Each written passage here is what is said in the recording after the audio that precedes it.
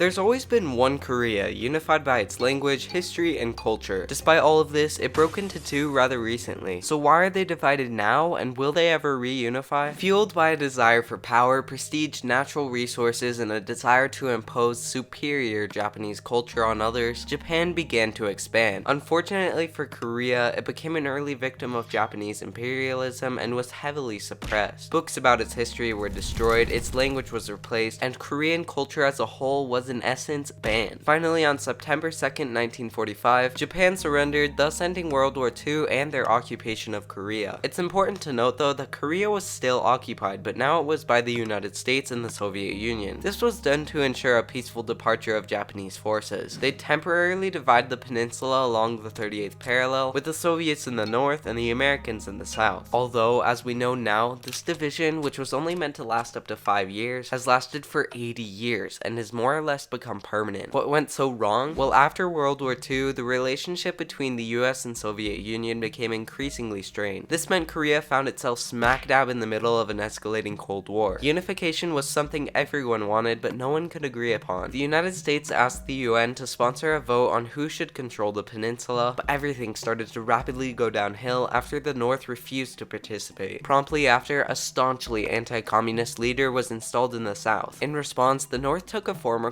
communist guerrilla and made him their leader. Kim Il-sung was eager to unify the peninsula under communism, and he wanted to do this by starting a war. He begged Stalin to help him start and win this war, but he repeatedly refused until something happened that made Stalin agree. I'll get back to what this was in a moment, but for now, with Stalin's seal of approval, the Korean War would begin. On June 25th, 1950, North Korean soldiers crossed over the 38th parallel and began marching south. Luckily for the North, it seemed the US didn't want to get involved because government officials had denounced even before the war that they would intervene militarily in Korea. It was only out of fear that China and the USSR were backing this war that the US would become involved. Although, even with the US's help, it seemed the South was losing badly. Within 2 months of the war's start, it had literally been backed into a corner. The tides would quickly turn after a surprise attack on Incheon, and the North would soon be pushed all the way back to here. But then, surprise, China. You see, just a year earlier, Chinese nationalists overthrew their government in favor of a communist one. China and the Soviet Union quickly became friends and made a deal that if the Soviets needed assistance during the Korean War, China would be there to help them. And this is what convinced Stalin to eventually agree to Kim Il-sung's request to start a war. China threatened if the South's troops were to get any closer to the Yalu River, they'd fight back. In spite of this, they pushed on to the Yalu River. China then punched them all the way back below the 38th parallel. Both sides would straddle this line for a couple years until they finally agreed to stop the fighting on July 27th, 1953. The border would be settled here, which meant that the 3 years of fighting and 5 million dead barely changed anything. Unification seems increasingly unlikely as time goes on, despite their many similarities. What differs though is drastic. If you compare their GDP, you'll find that while North Korea's economy has stagnated since the 1950s, South Korea's economy has exploded. Even though both Koreas were extremely poor following the Korean War, this stark contrast in wealth emerged because North Korea kept its economy isolated and tightly controlled, while South Korea opened up their economy. In 2018, a survey found that 71.2% of South Koreans don't want reunification, and this trend is only going up. The immediate impact of reunification would be negative since they'd be adding 26 million impoverished people to their country. To help the North Koreans, the government would likely introduce a reunification tax, which another 65% of young South Koreans would oppose. In short, South Koreans are starting to look at reunification as more of an economic burden than a reunification of one people. You might also think that the Virginias, like the Koreas, broke apart because of a war, and although this is true, that's only a small part of the story which I cover in this video. Thanks for watching.